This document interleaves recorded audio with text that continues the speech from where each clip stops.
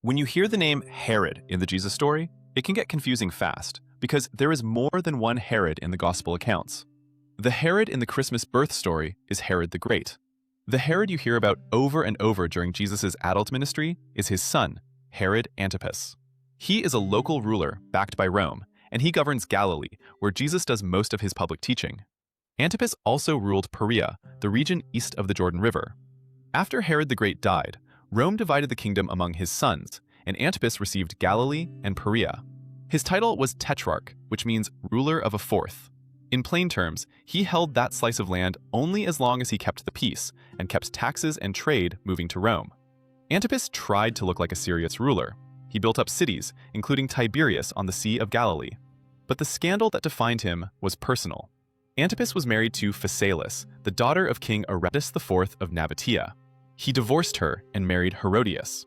She had been previously married to Antipas's half-brother, Herod II, and she was also Antipas's niece. To many Jews, this was shocking and looked like a public violation of God's law. To Nabatea, it was a public insult that resulted in a war and a devastating military defeat for Antipas. That is where John the Baptist enters. The Gospels say John condemned the marriage.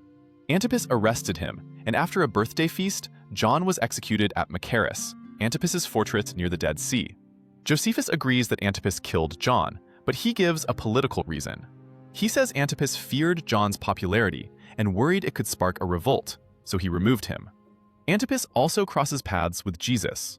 Luke says Jesus called him that fox. Later, when Jesus was arrested, Pilate sent him to Antipas because Jesus came from Galilee. Antipas wanted a miracle, Jesus stayed silent, Antipas mocked him and sent him back. Antipas never became king. In 39, Rome exiled him to Gaul after accusations from his nephew Agrippa. Herodias went with him, and Antipas died in exile.